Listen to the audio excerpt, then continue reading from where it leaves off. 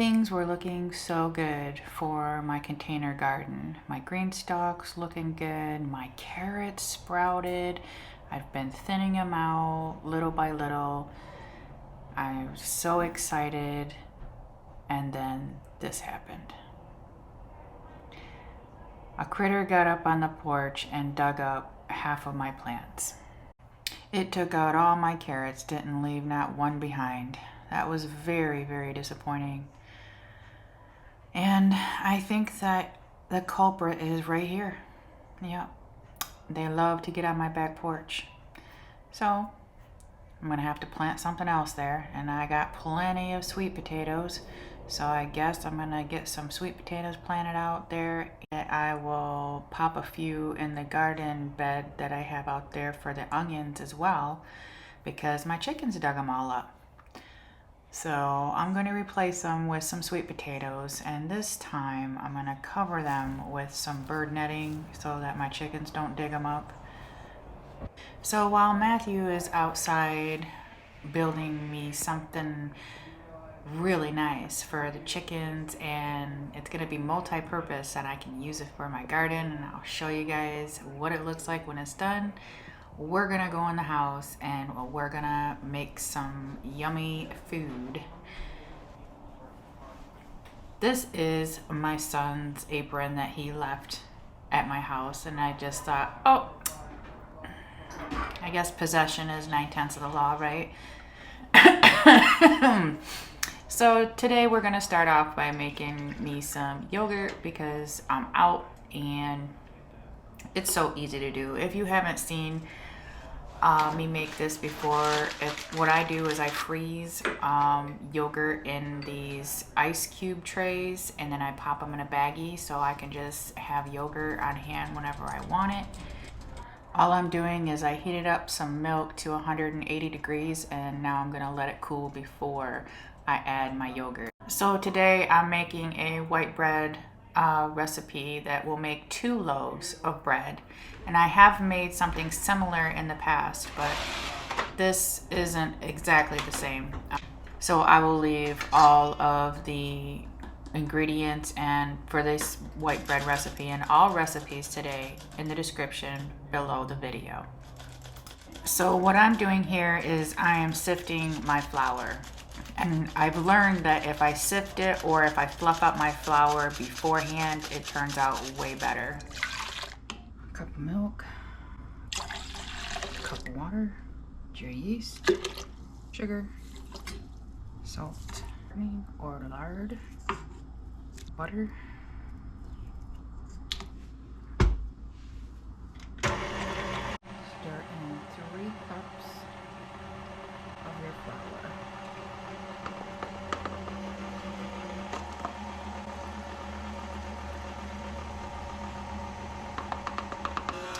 Let this go for 1 minute.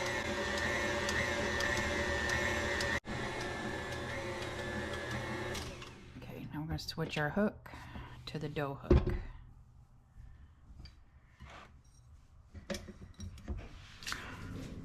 Or you could do this by hand, but add 1 cup at a time until it's all combined together.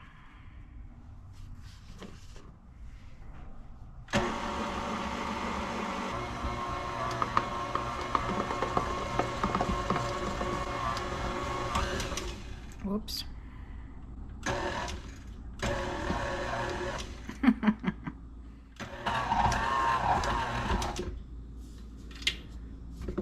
Yeah, we're gonna do this rest of this by hand. So before we continue to make a mess with our dough, we're going to temper our yogurt before I pour, or we're gonna temper it before we pour it in. I was told that if I do that first, then it won't be clumpy. My original yogurt has fully melted, so I'm gonna add some of the milk. Give it a good stir. Okay, so let's pour it in. See if we can try not to make a mess with it.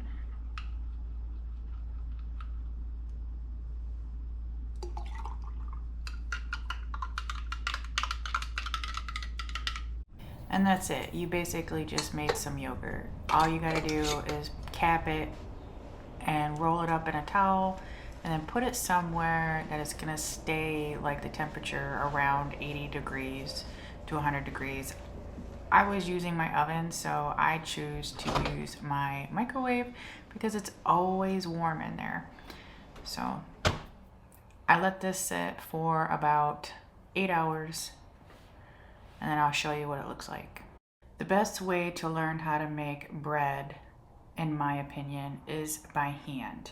That way you can feel the bread to see if it needs more water or more flour. You just get a feel for it.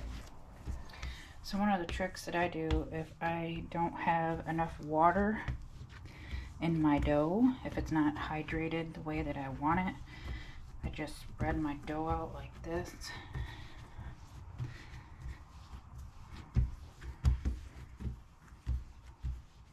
And then I just put little tiny bits at a time. Rub it all in.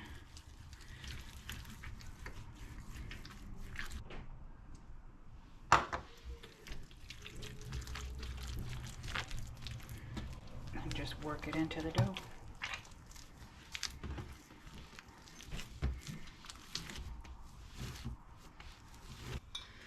Just gonna grease my bowl. Pop it in. Grease all sides. Set this aside. Let it rest for at least an hour. Using the same mixing bowl, we're gonna make some pretzels now. We're gonna add 1 cup of water, 2 1/4 teaspoons of yeast, a tablespoon of sugar, a teaspoon of salt, 2 tablespoons of soft butter, and you're gonna get that a quick mix to get it nicely combined, and then you're gonna add 1 1/2 cups of sifted flour. You're gonna mix this for 3 minutes. After the 3 minutes, you're gonna put your dough hook in or do this by hand, whichever you prefer. Then you're going to slowly add in 1 1/4 cups of your flour, or until your dough is not sticky anymore.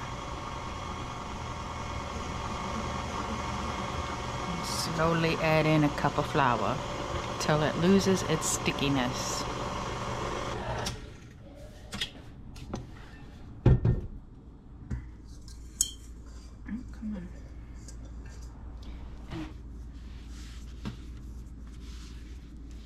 It's no longer sticky. So I'm going to pop it in a bowl, in a grease bowl, and let it rise till it's doubled.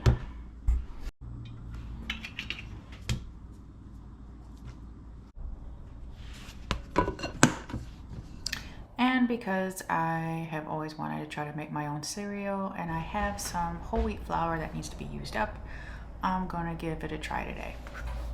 Put a cup of whole wheat flour. 1/3 of a cup of sugar,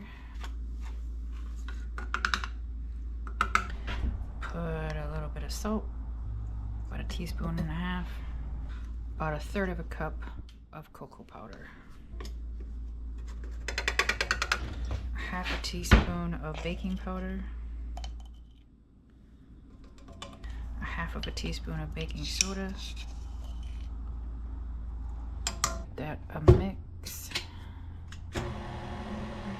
Nicely mixed together. Start adding our water. I got a cup of water here. Add little bits at a time.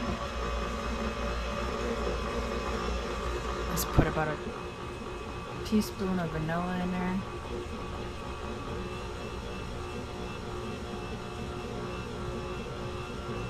And a little bit. About 1.5 teaspoons.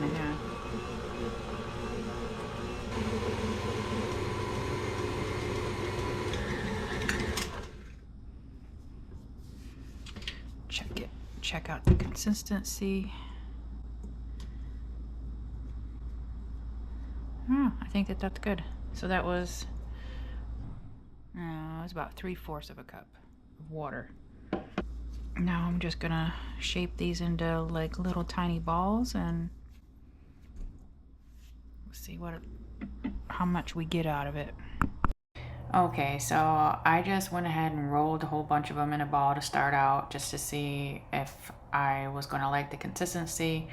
And then I baked them at 300 degrees for about 40 minutes and taking them out and shaking them after about 20 minutes, popping them back in.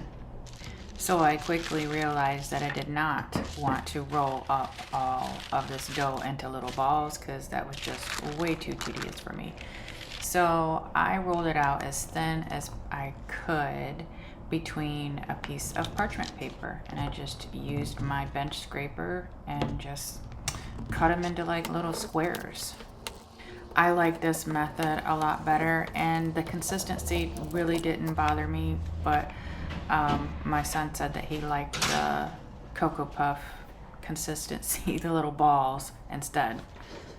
So after that, after I pulled them out, they were still, to me, they weren't sweet enough.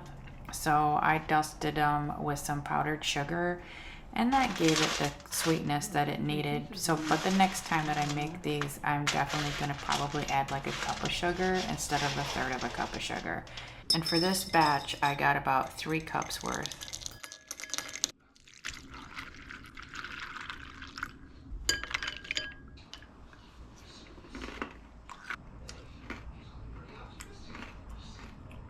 It's really good. It's retaining its crunch. But I think the next time I make it, I'll put more sugar in it. Because there's only like a hint of sweetness. But it's really good. I will be making some more.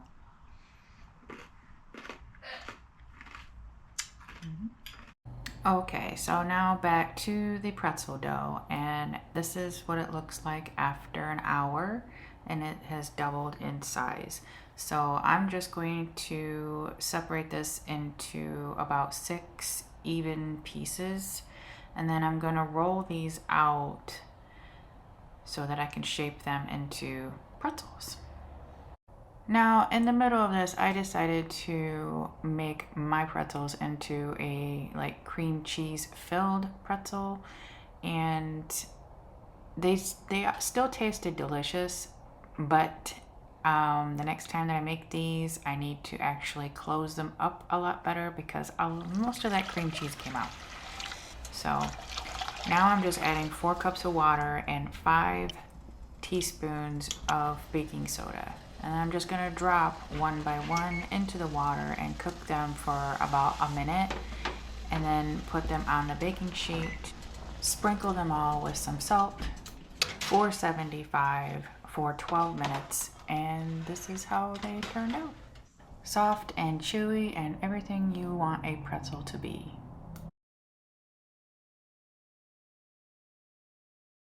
Okay, now after another hour has gone by, all I'm going to do is start getting our bread loaves into the bread pans. And I'm just shaping them into like a log, and then I'm pushing them down inside of the pans, covering them up and letting them sit until they've doubled in size, which this took about an hour because it was cold in my house. And then I cooked them at 450 degrees for 10 minutes, and then I turned the heat down to 350 for another 30 minutes. And this bread turned out absolutely delicious. I use bread recipes simply just for guidelines. I don't follow them to a T anymore, and I do go by the feel of the bread, and it ends up turning out just about every time now. Before, when I was following recipes, I was never getting, very good results, but now I do. So I let this yogurt sit for 8 hours, and this is how it looks. I didn't strain the whey off of my yogurt because it just don't bother me, because I use it basically for either fruit or granola, so it don't bother me with it not being super thick. It still tastes absolutely delicious, and I just top mine with a little bit of fruit and drizzle a little bit of honey on there. Maybe if you're feeling special, put some cinnamon on there. And And last but certainly not least, let's make some peanut butter. You can make your own peanut butter by just using some unsalted, dry roasted peanuts, or roast the peanuts yourself in the oven and just put them in a food processor for about 5 minutes. Add whatever sweetener you want to it, a little bit of salt, and there you have it. You got your own peanut butter. Now let's make some chocolate peanut butter. Add a little bit of cocoa, add as much cocoa or as little cocoa powder as you want. Add a sweetener of choice, either honey or sugar. I opted for the sugar, and just put a little bit of salt in there. Mix it all up for a good 5 minutes until it's nice and smooth, and then that's all you do. You have your own homemade chocolate peanut butter. You can also add some semi-sweet chocolate chips to this peanut butter if you'd like, to get it even more chocolatey. I have tried that in the past, and that was really good as well. And that's it. And I hope that this video gave everybody a little bit of inspiration to go and make their own food. And if you like this video, please give it a thumbs up, and I will catch everyone on the next one.